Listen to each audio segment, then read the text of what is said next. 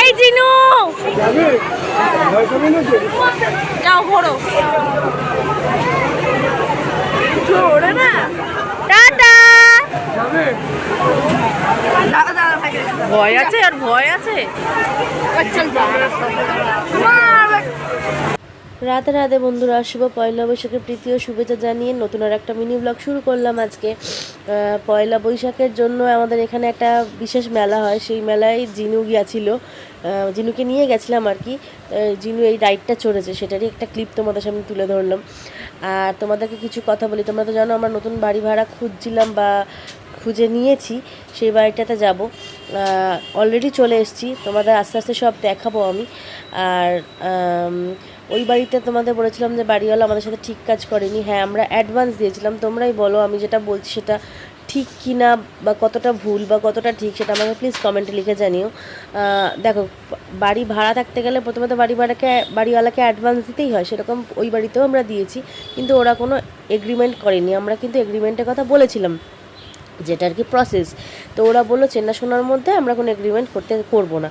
তো আমরাও ওদের কথা বিশ্বাস করেছিলাম, কিন্তু এরপর যখন আমরা উঠে আসছি তখন আমরা তো এগ্রিমেন্টটা কাটাইনি বাড়ি ভাড়ার সাথে, তখন তো আমাদের এগ্রিমেন্টটা যেহেতু কাটাইনি, যেহেতু ফেরত দেওয়ার কথা, তো ওরা বলে পুরোপুরি ডিনাই করে গেল যে আমরা কোনো এগ্রিমেন্ট দিইনি, বুঝলে। এছাড়াও বাড়িওয়ালা জল দিত না, আরও অন্যান্য অনেক সমস্যা আছে। মেন কথা হচ্ছে এটাই যে ওরা আমাদেরকে এগ্রিমেন্টটা যে দিয়েছিলাম সেটা আমাদের দেয়নি।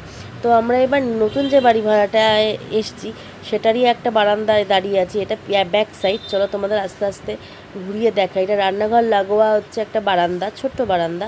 আর এটা হচ্ছে দেখো রান্নাঘর। যেদিনকে আমরা আসবো তার আগে 2-4 দিন আগে আর কি পরিষ্কার করতে এসেছিলাম।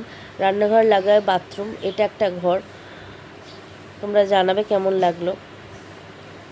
ঘরটা বড়ই আছে। আর এটা হচ্ছে ফ্রন্ট ব্যালকনি আর কি, এটা দিয়ে আর কি এন্ট্রেন্স আমাদের, এটা দিয়ে হচ্ছে কি আমাদের এন্ট্রেন্স।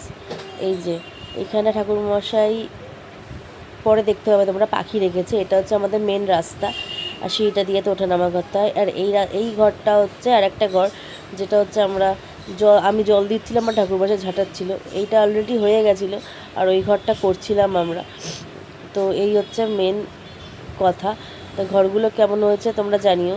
ঘরদোর পরিষ্কার করে মনে করেছিলাম যে একটু শোবো, বাড়ি সে শুয়েও ছিলাম, হাত পা এত ব্যথা করছিল, মাথা ব্যথা করছিল, কিন্তু এই দুটো জ্বালায় কি আর উপায় আছে? দেখো কি করছে।